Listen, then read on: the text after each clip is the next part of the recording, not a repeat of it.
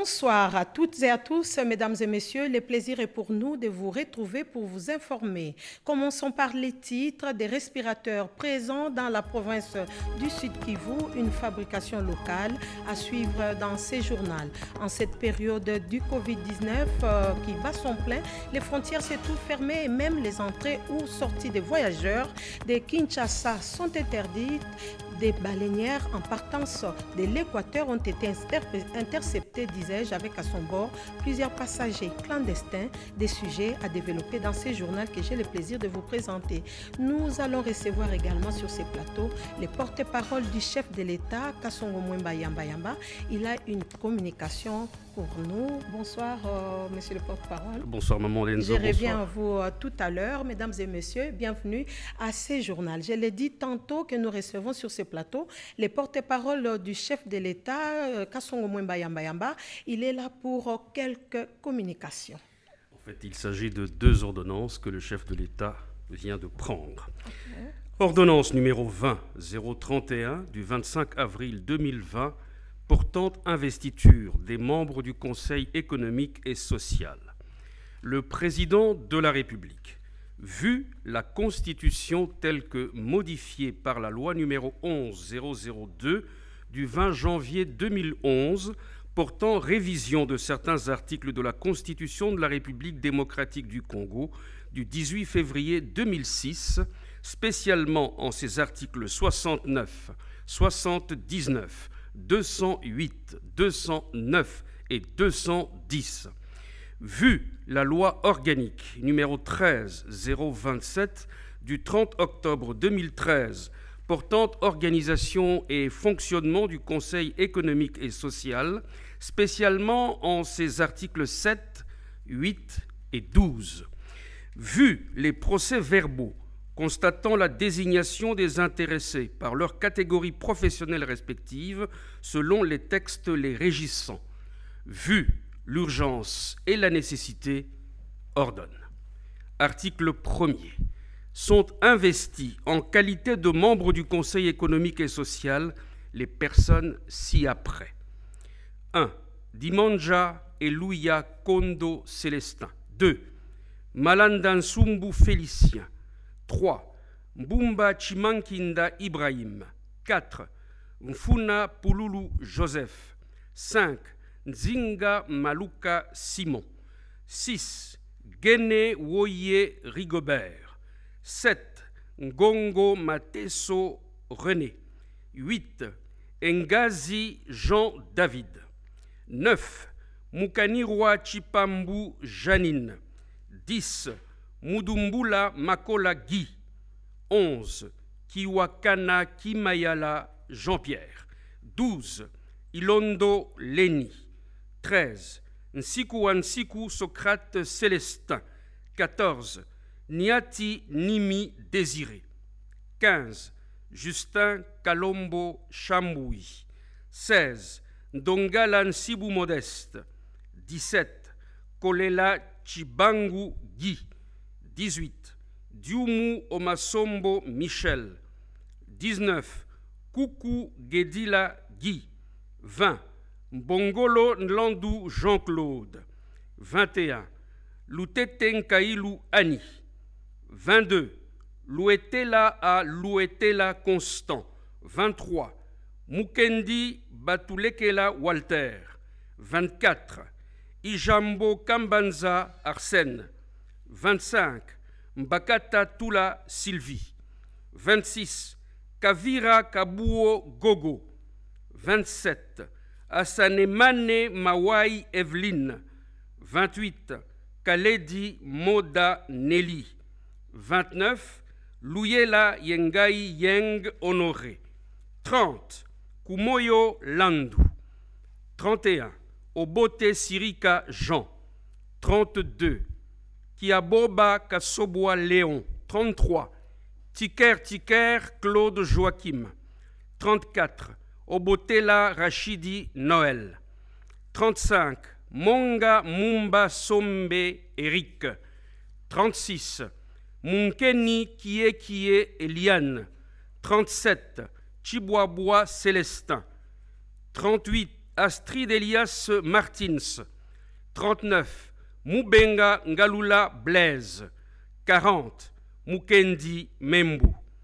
41. Makombo Ntumba Angèle. 42. Kilokangoy Roland. 43. Madebe Nkamanyapala Petronel. 44. Poulou Yembela Béatrice. 45. Lukunga Katanga Félicien. 46. Numbi Wakasongo Matisse. 47. Atadrasura Scolastique. 48. Pilo Kamaragi Placide. 49. Muteba Wakambala Timothée. 50.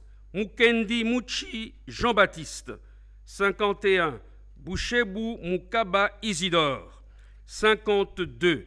Bikindu Ditomene Daniel. 53. Nlandu Kavidi Wivine. 54. Beli Kabamba Gilbert. 55. Kika Mavunda Michel. 56. Njibu Jean-Claude. 57. Ipanga Chibuila Charles. 58. Gama Moweni Didier. 59. Tabia Mulamba Yvette. 60. Manzenge Bokongo Dona. 61. Ndivito Kikwaya Polycarpe. 62. Belade Wapu Koko. 63. Omekenge Osanga Pierre. 64. Kazima Tamungo Thérèse. 65. Agbokuma Bitanzale Joachim Paulin. 66. Mwange Kalimankoma Raphaël. 67. Kasusula Djouma Lokali Bernard. 68. Ikongo Isekotoko Boyo José. Article 2. Sont abrogées toutes les dispositions antérieures contraires à la présente ordonnance qui entre en vigueur à la date de sa signature, faite à Kinshasa le 25 avril 2020, Félix Antoine Tshisekedi Tshilombo, pour copie certifiée conforme à l'original le 25 avril 2020, le cabinet du président de la République, professeur docteur Désiré Cachemire Colongel Hébérande, directeur de cabinet adjoint. Ordonnance numéro 20-034 du 2 mai 2020 portant nomination des membres du comité de gestion du Fonds national de solidarité contre le coronavirus.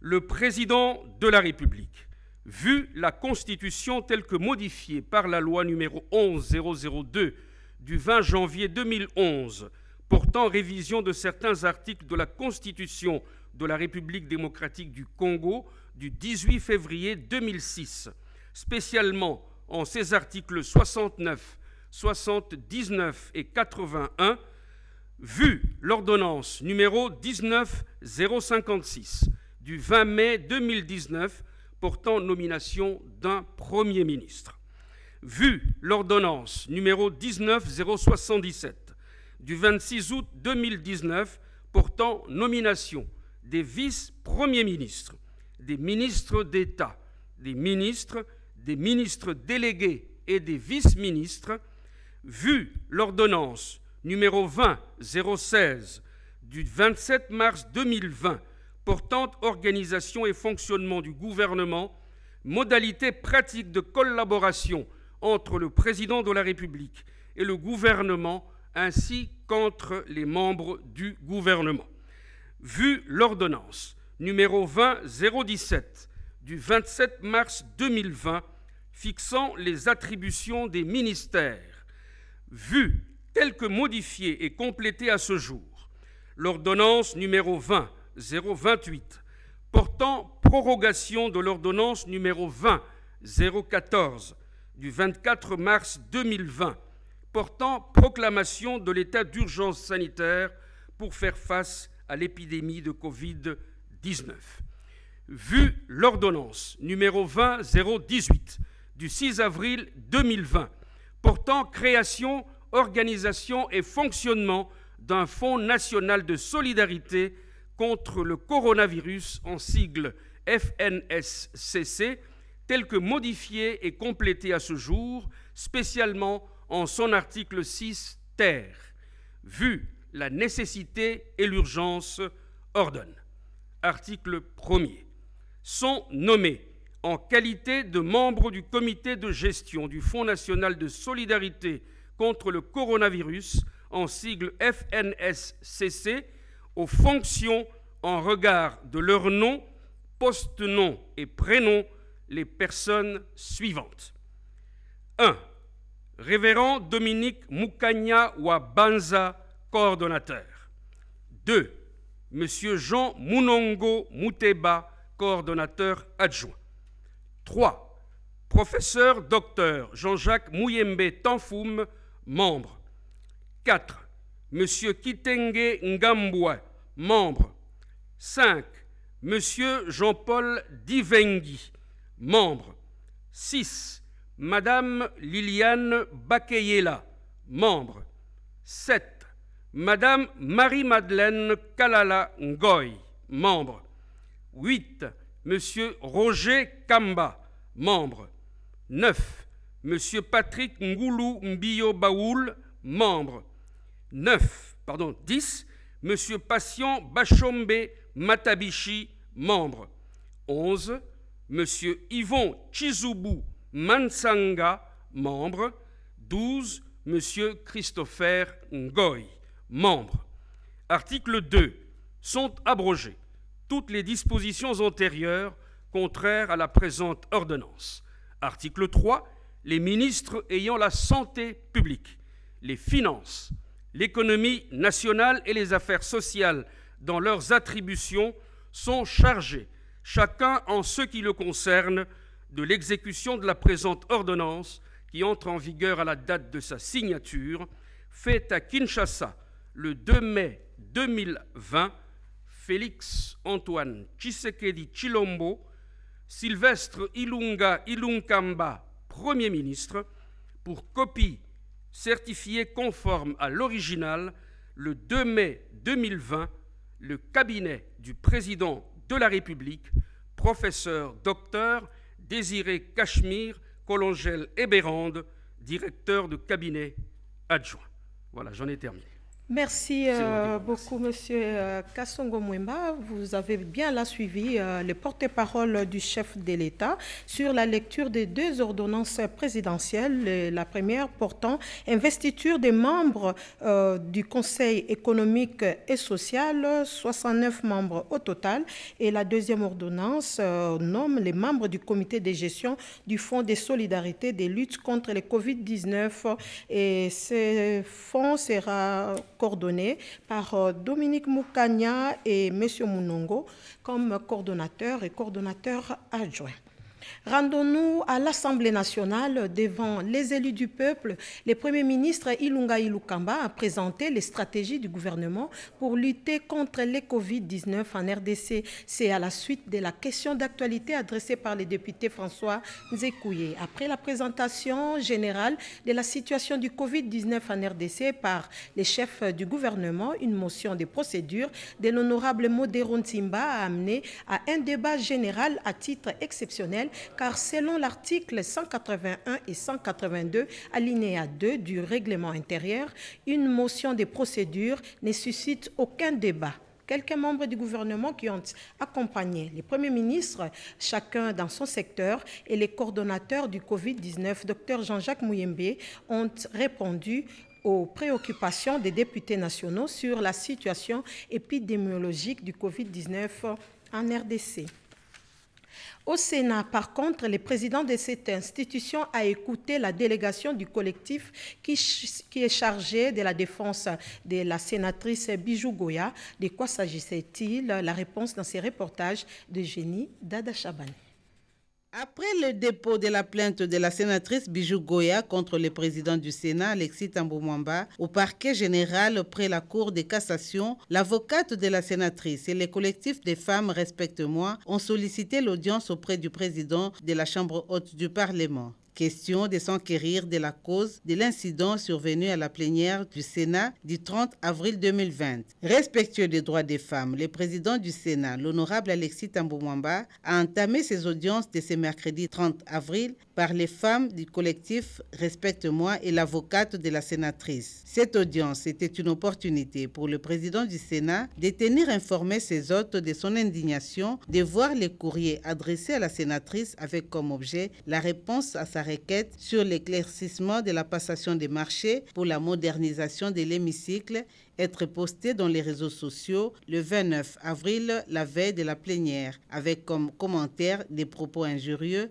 à l'égard du président du Sénat. Il a aussi informé ses hôtes que les dossiers de passation des marchés se trouvent à la questure et elles ont la latitude d'aller le consulter. Satisfaite, la présidente de la délégation, Rose Mutombo Kessé, a au nom du collectif des femmes sollicité la sagesse du président du Sénat pour le dénouement heureux de ces dossiers. Si on est venu ici, puisque c'était dans une institution et une autre institution, on devrait avoir quand même des explications par rapport à cette scène-là qui a suscité de commentaires dans les réseaux sociaux et dans les médias.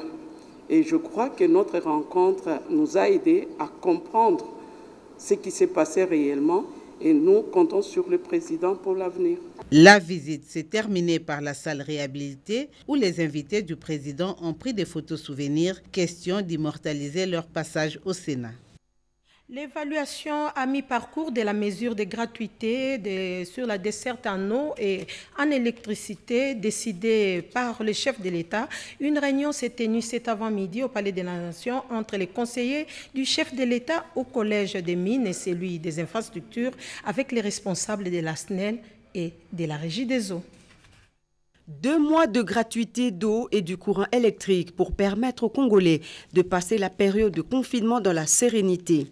1 mois après cette mesure de grâce prise par le chef de l'État, Félix-Antoine Tshisekedi Tshilombo, il était question de faire une évaluation à mi-parcours de la mesure prise suite à l'état d'urgence sanitaire dû à la pandémie du coronavirus en RDC. Au cours de cette réunion co-présidée par les conseillers principaux du chef de l'État au Collège Mines et Énergie et aux infrastructures, les responsables de la SNEL et de la Régie des eaux ont chacun, dans son domaine respectif, présenté le bilan à mi-parcours de l'exécution sur le terrain de la mesure du chef de l'État. Nous sommes dans une phase où nous faisons face à une grande maladie, le coronavirus, et le président a décrété l'état d'urgence. Nous avions au niveau du cabinet du président de la République, le directeur général de la SNEL et celui de la Régie des eaux pour faire l'évaluation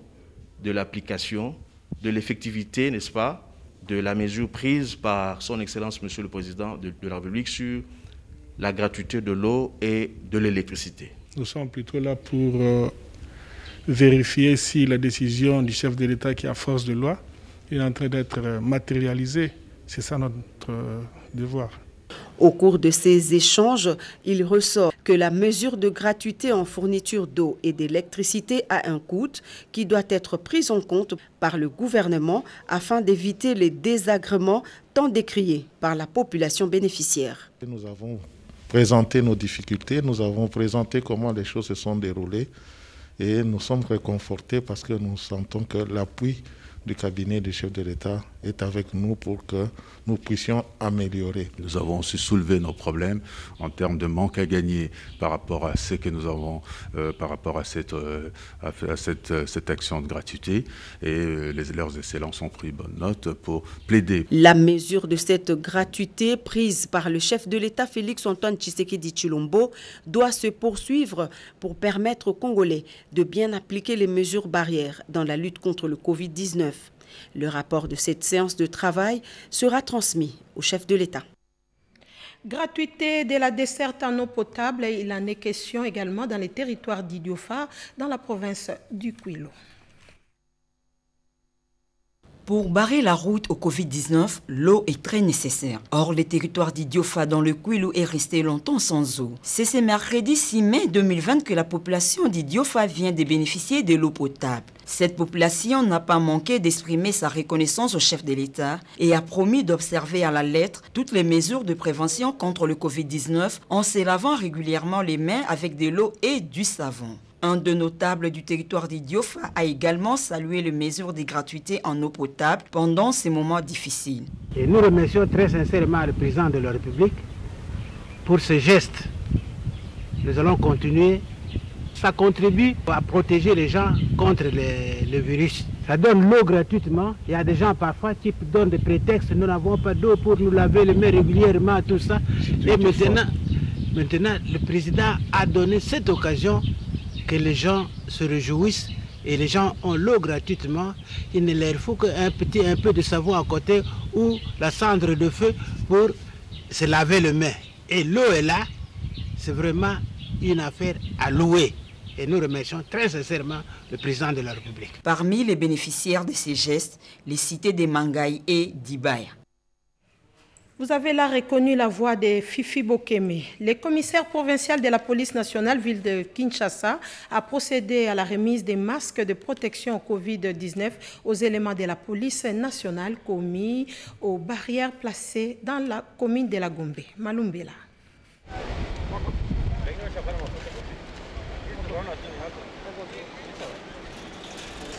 Pour s'assurer du bon déroulement des contrôles dans les 5 barrières placées à l'entrée de la commune de la Gombe en confinement, le commissaire provincial de la police nationale congolaise, ville de Kinshasa, Silvano Kassongo, a effectué la tournée d'inspection. À chaque barrière, il a procédé à la distribution des masques auprès des éléments de la police nationale et des autres services opérant sur les lieux. Après avoir constaté sur les lieux le non-respect de règles de circulation par certains conducteurs, le commissaire provincial a pris la commande dans certains endroits pour réguler la circulation. Dorénavant, si le chauffeur, le transporteur, les taximens et autres transportent quelqu'un, un client qui n'a pas de masque, c'est une contravention. On va arrêter le chauffeur.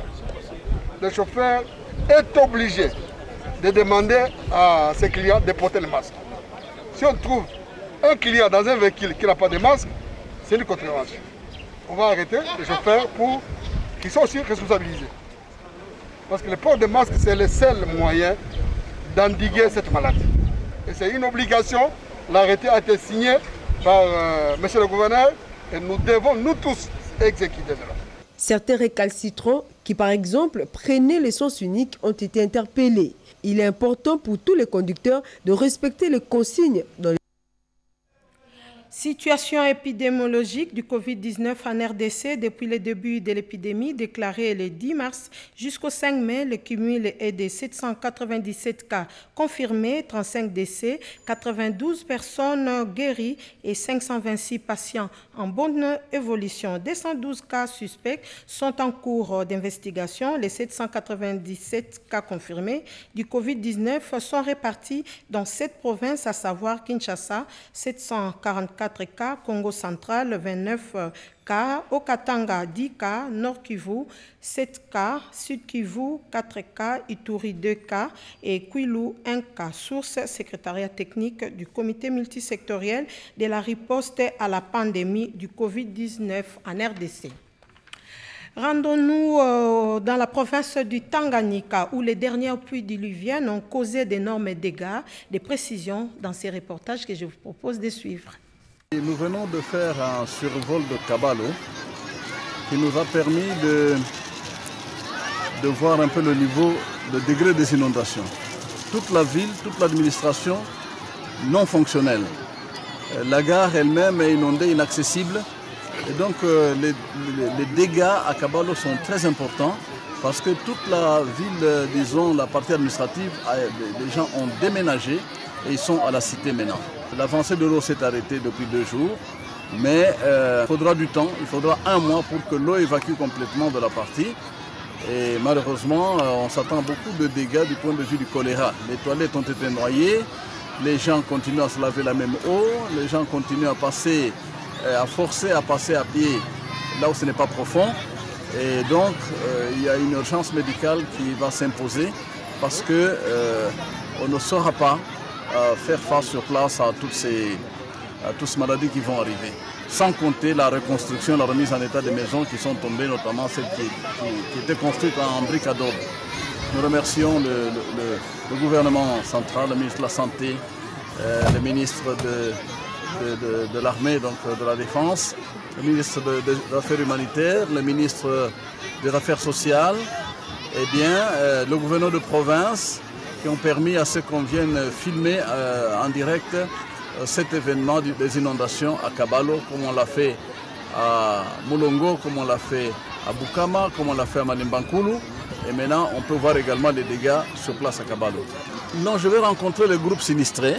Je vais parler avec eux. On va voir un peu quels sont les besoins réels pour l'avenir et jusqu'où on peut aider après le rapport donné au gouvernement. Parce qu'il ne saura pas faire tout pour tout le monde à tous les endroits. Le gouvernement, à travers le Premier ministre, a fait un geste important et le Premier ministre Lunga Lunkamba a dû doter chaque endroit, chaque province sinistrée d'un certain montant. Alors, nous l'en remercions infiniment, comme nous remercions le président de la République qui a permis à ce que tout ceci se fasse et que le gouvernement central se fasse lui-même une idée fixe des dégâts. À la Mongala, par contre, c'est les cris d'alarme de la population pour la remise en état des routes des dessertes agricoles. Le territoire des Bongandanga, dans la province de la Mongala, présente à ces jours un visage sombre. Pas des routes construites dans les normes, des ponts qui datent de l'époque coloniale, un délabrement très avancé et difficile d'accéder à ces territoires plus grands que la Belgique en termes de superficie. La population de cette partie du pays subit un confinement sans précédent. Les vélos, la moto, y compris la pirogue, les seuls moyens qui facilitent en interne la mobilité d'une frange des citoyens. Dans l'ensemble, les muscles sont mis à profit pour battre le pavé, comme cette dame courageuse, très chargée. Il n'y a pas de transport ici à Bongandanga. Avec cette charge, nous souffrons beaucoup.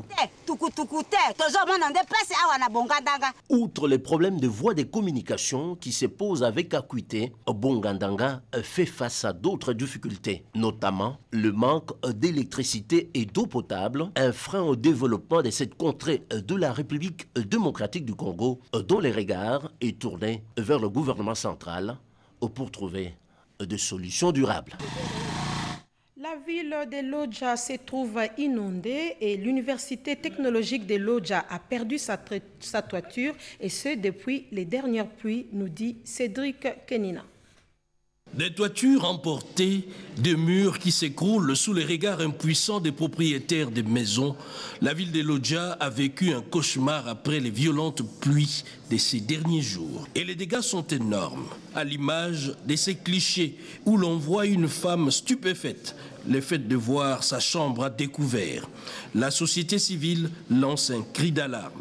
Parmi ces victimes de la pluie d'hier, nous comptons l'Université des sciences et des technologies de Lodja, dont les bâtiments ont été emportés. Nous comptons aussi l'Institut supérieur Notre-Dame, les écoles et plusieurs maisons de particuliers, plus de 500 maisons ont été emportées. Beaucoup de ménages ont connu de sérieux problèmes, des maisons emportées, des dégâts matériels difficiles à décrire. Et puis à un moment donné, je suis vraiment décontenancé quand une grande partie de ma population se trouve sans abri, sans aide. Le gouvernement de la République a lancé il y a peu une opération d'assistance aux zones inondées et les Sankourou et Lodja s'ajoutent sur la liste. Le rapatriement des Congolais bloqués en Chine et les retours des Chinois dans leur pays d'origine suite au Covid-19, un sujet au centre des entretiens entre le ministre d'État en charge des Affaires étrangères, Marie Toumbanzeza, son vice-ministre Raymond Tchedia avec M. Wang, un sujet chinois. Les impacts néfastes du coronavirus se font sentir à travers le monde entier, et les pays dont les frontières ont été fermées s'activent à rapatrier leurs ressortissants. La République démocratique du Congo, qui a amorcé depuis quelques semaines les rapatriements de ses ressortissants bloqués à Dubaï et en Afrique du Sud, a désormais les regards tournés vers la Chine, l'épicentre de la pandémie Covid-19. La ministre des Affaires étrangères, Marine Zeza, aux côtés de son vice-ministre Raymond Tchediapatay, ont apprécié les propositions faites par ces sujets chinois qui a apporté à la connaissance du ministre des Affaires étrangères son souci dans le cadre des échanges des rapatriements des Congolais bloqués en Chine.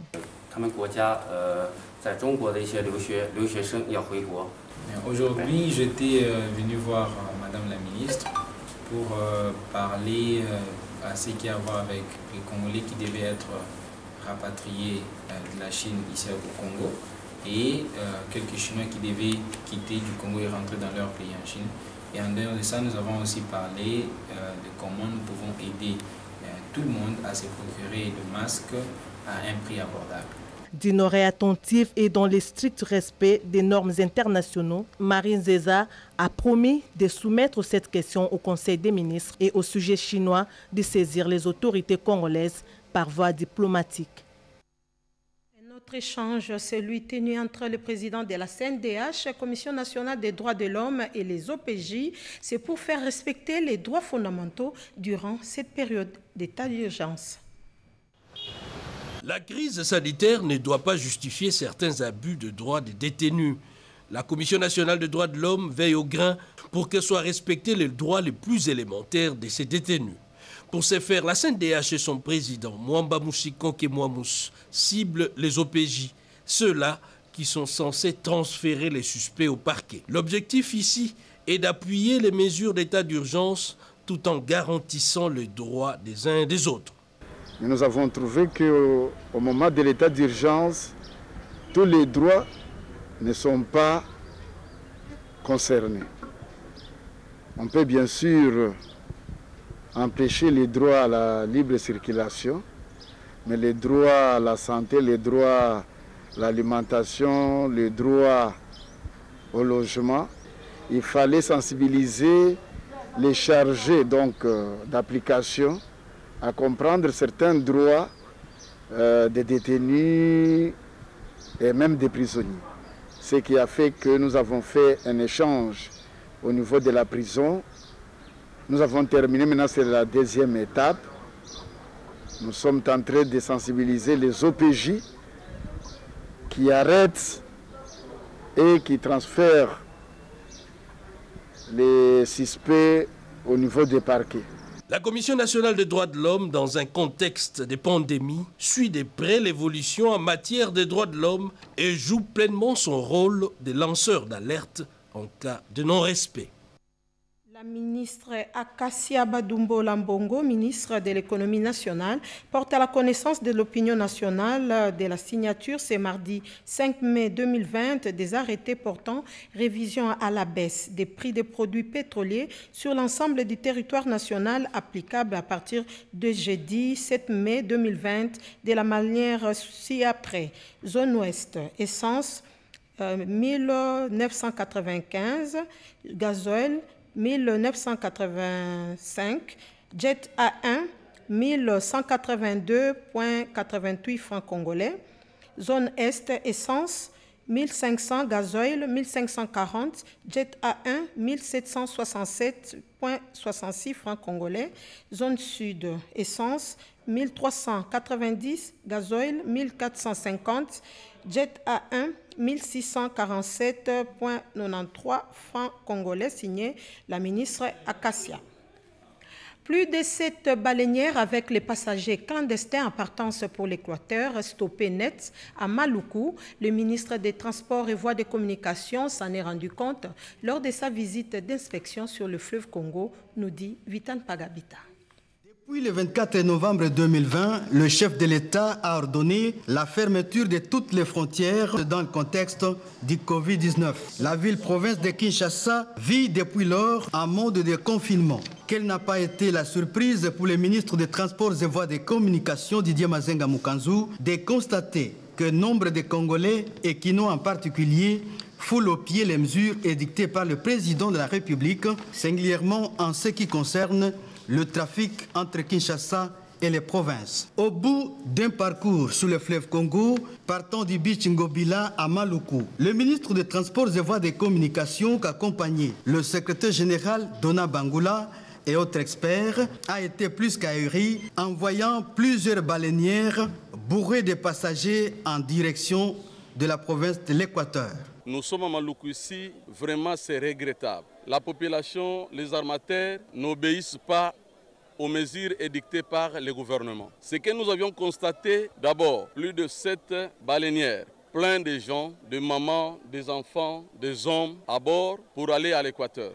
Aucune disposition sécuritaire, notamment la police, aussi les services d'hygiène. C'est pourquoi, à cette occasion, je voulais aussi interpeller la population de Maluku, de savoir que la maladie existe. Covid-19, je vais faire le rapport au chef du gouvernement pour que, avec mon collègue de l'Intérieur et celui de la Défense, nous puissions prendre des dispositions pour mettre hors état de nuire les armateurs qui ne veulent pas obtempérer aux mesures édictées par le gouvernement. Cette mission d'inspection intervient après celle effectuée dans le Congo central, dans les Kwilu et à Chikapa pour faire respecter rigoureusement toutes les mesures prises par l'autorité au niveau des frontières. Présentation des respirateurs fabriqués récemment à Bukavu, reportage de nos confrères de la RTNC Sud Kivu. La République démocratique du Congo et la province du Sud Kivu en particulier disposent désormais des appareils respirateurs pouvant être utilisés dans la prise en charge de la maladie à coronavirus et autres patients en détresse respiratoire. Ces machines fabriquées à Bukavu sont l'œuvre des ingénieurs de l'université officielle de Bukavu, IOB. Le recteur de cette université de l'État congolais a présenté un appareil au gouverneur de province Théongwa Bidje Kassi ce mardi 5 mai. C'était également une occasion de procéder au lancement officiel du dit respirateur artificiel sous le haut patronage de l'autorité provinciale, a dit le recteur de l'IOB, le professeur ordinaire Jean Berkmans Muhigwa. Le gouverneur du Sud Kivu a loué l'initiative du génie créateur de l'IOB, une institution publique qui dirige la commission scientifique de l'équipe de riposte contre Covid-19 dans la province du Sud Kivu. L'autorité provinciale a promis tout son soutien à l'équipe de l'IOB pour qu'elle parvienne à la multiplication de ces respirateurs, a dit le gouverneur Théongwa Bidje Kassi. Je vous salue donc vous-même comme recteur, mais aussi surtout les scientifiques vous entourent, et ce n'est pas pour rien que j'ai responsabilisé au sein de la commission scientifique un professeur de l'IOB. Et aujourd'hui, nous avons les résultats. Et nous pensons que c'est une initiative que nous allons totalement appuyer. Appuyer puisque on voit qu'on n'a pas besoin d'aller à l'étranger. On n'a pas besoin de recourir ailleurs. On a des réponses locales au problème majeur qui est le Covid-19. L'Université de Kinshasa vient de boucler la campagne de sensibilisation sur le Covid-19 par un carnaval populaire dans quelques communes de la capitale. Vital Pagabita. À défaut de toucher toutes les 24 communes de Kinshasa, l'Université de Kinshasa, dans sa dernière phase de sensibilisation sur le Covid-19, a ciblé la partie est de la ville. Ainsi, le carnaval de sensibilisation populaire est parti de la colline inspirée pour Matete des bonhommes. La course ponctuée de nombreux messages s'est poursuivie à Sainte-Thérèse, à Pascal, à Kingasani, Terre Jaune, au Campem, route Sébastien et à Kinkole. Sous une pluie battante, l'équipe qui comprenait les membres du comité de gestion de l'UNIKIN, la vice-ministre de l'enseignement supérieur et universitaire, Madame Banga, le conseiller spécial du chef de l'État en charge de la coordination pour le changement des mentalités, le pasteur Jacques Kangoudia, a expliqué de long en large, le bien fondé des mesures de prévention, d'où la remise de masques, notamment par Christine Bassosila, l'occasion pour le secrétaire général académique Banza Somoué de remercier tous les partenaires pour la réussite de cette action. Nous faisons croire que l'université de Kinshasa a pu répondre présente au niveau de ce combat contre un ennemi commun non visible. L'université de Kinshasa aura ainsi apporté sa contribution à la lutte contre la pandémie coronavirus dans la ville de Kinshasa. Parlons environnement avec le ministre Claude Nyamugabo qui invite la population à ne pas couper les arbres en vue de préserver l'environnement et lutter contre les réchauffements climatiques. Le ministre appelle tous à l'usage des réchauds à gaz dans leur ménage. Lopez Kakouba pour les reportages. La société Sogaz reçoit dans ses établissements ce mercredi 6 mai 2020 le ministre de l'Environnement et Développement durable, Maître Claude Nyamugabo Baziboué, pour la présentation de l'évaluation de l'exécution du projet de lutte contre la déforestation ainsi que la promotion de l'utilisation du gaz domestique en République démocratique du Congo. Les représentants de la Sogaz, Denis Lecouturier, a fait une visite guidée au ministre de l'Environnement. C'est une visite d'inspection. Un mois après le lancement de ce projet d'utilisation du gaz domestique, il était important que les ministères se rendent compte de ce qui se passe réellement après un mois de lancement du projet. Juste après le lancement de ce projet, le président de la République, chef de l'État, a signé l'ordonnance portant état d'urgence. Et donc, avec les confinements actuels, nous sommes en train de faire un suivi de près parce que plus que jamais, la population a besoin de ce gaz dans les ménages. Mais surtout, étant donné que le ministère de l'Environnement veille à diminuer la pression de la population sur nos forêts parce que nous sommes les poumons de la planète. Et il est donc de notre devoir de continuer à veiller à ce que nos forêts ne soient pas utilisées de manière à compromettre l'avenir de la planète. Nous sommes à peu près en 5 semaines à 16 000 kits, ce qui représente 133 tonnes de gaz entre les différents formats. Donc oui, nous sommes très satisfaits. Nous avions fait des prévisions plus bas que ça. Par ailleurs, la campagne Sauvons nos forêts a permis en un mois de sensibiliser un grand nombre de la population à travers de médias et divers supports de mobilisation efficaces. À l'aéroport international d'Engili, les travaux de construction de l'aérogare définitive, du tarmac et autres infrastructures avancent normalement. C'est l'affirmation des experts devant les comités de pilotage de ces projets, nous dit Fifi Mukunji. 36 mois est l'échéance maintenue pour donner une nouvelle configuration à l'aéroport international de Njili. Cela va se traduire par la construction de l'aérogare définitive, du parking des avions et autres ouvrages. L'affirmation vient du chef de la mission de contrôle de ces travaux, dont le lancement date de 2 ans. Les membres du comité de pilotage de ces projets ont eu droit à cette information en termes d'une inspection sur les chantiers. Concrètement, les travaux ont déjà franchi l'étape de compactage, qui est une technique de solidification du sol. Il y a des actions nécessaires au préalable qu'il faut vérifier pour ne pas construire une aérogare qui aura éventuellement des problèmes après. La vérification du sol, ça a pris du temps. On a utilisé un compactage dynamique pour montrer et évaluer l'harmonisation du sol. Et heureusement pour nous, tout est bon. Et prochainement, l'entreprise va commencer la fondation, vu que tout le matériel est là.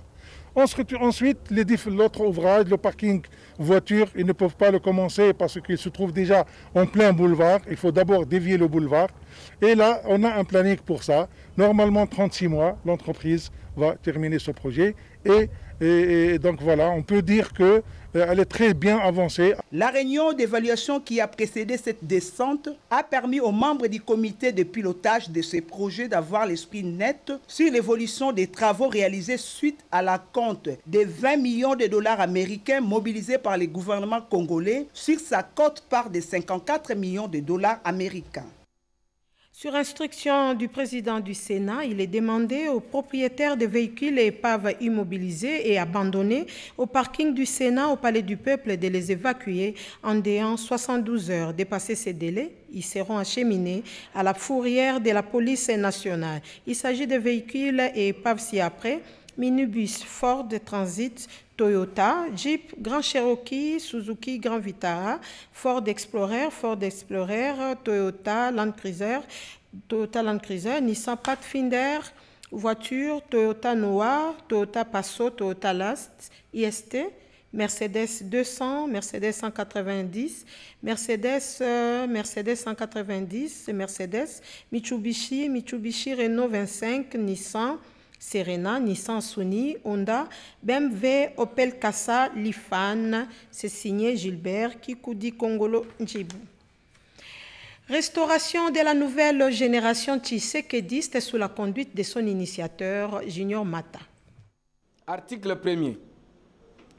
Est nommé secrétaire général de la nouvelle génération Tshisekedi, Monsieur Mbouyingandou Malik Patrick. La nouvelle génération Tshisekedi amorce son décollage pour la grande machine électorale à l'horizon 2023. Ces jours, l'association a vécu au rythme d'une cérémonie de notification de membres du secrétariat général et ceux de l'inspection générale, doublée de la cérémonie de la remise et reprise. Mbouyingandou Malik a été nommé secrétaire général de la NGT, suivi de Migo Tabaro David, Yunga Francisca, Akonda Sylvie, Mazaba Umba Dona et de Muyololo Chabouba. Pendant ce temps, Jacques Kalonji Mouzemba se voit nommé inspecteur général et s'est fait suivre de Joski Bopé et de Henri Mokaba. C'est donc une nouvelle aventure très significative pour le nouveau secrétaire général. Je viens d'amorcer une nouvelle aventure de démocratie et d'état de droit. Nous avons été nommés, nous sommes très heureux et nous tenons à féliciter le coordonnateur national et à remercier tous les membres qui nous ont accompagnés dans cette aventure. En fait, les défis sont énormes au sein de la nouvelle génération. Nous allons imposer une nouvelle discipline, la rigueur administrative. Son prédécesseur, Jacques Kalonji, salue un geste démocratique au sein de l'association. On a amené la nouvelle génération Tshisekedi à un niveau. Aujourd'hui, nous remettons les commandements à nouveau secrétaire général qui va bosser plus que ce que nous avons fait dans notre mandat. L'objectif principal de l'ASBL NGT sous la coordination de Mata Melanga Junior est sans doute de mobiliser pour se transformer en une plateforme électorale susceptible de doter au président Tshisekedi lors de son deuxième mandat une majorité parlementaire qui lui permettra de bien appliquer le programme de son gouvernement.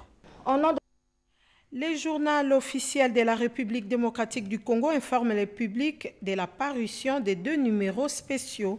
Numéro spécial du 27 avril 2020 contenant l'ordonnance numéro 20-016 du 27 mars portant organisation et fonctionnement du gouvernement, modalités de collaboration entre les présidents de la République et le gouvernement ainsi qu'entre les membres du gouvernement. L'ordonnance numéro 20-017 du 27 mars fixant les attributions des ministères. Numéro spécial du 18 avril 2020 contenant notamment l'ordonnance numéro 20/013 bis du 17 mars 2020 portant création, organisation et fonctionnement d'un service spécialisé dénommé Agence de prévention et de lutte contre la corruption APLC en sigle.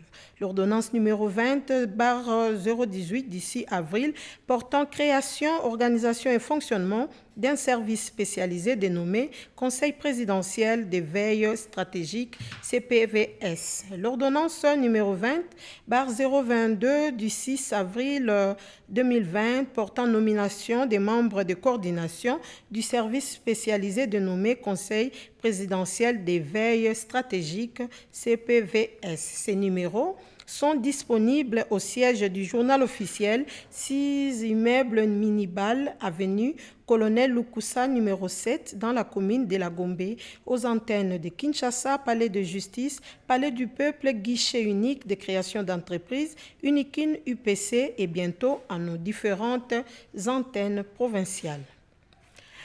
Vous étiez nombreux à suivre ces journaux de partout comme à l'extérieur du pays. Le plaisir était pour nous d'être de vôtres et de vous informer. Notre journal est arrivé à sa fin. Je serai relayé à minuit et ce sera une présentation d'Elisette Moujinga. D'ici là, restez branchés sur la RTNC. À très bientôt.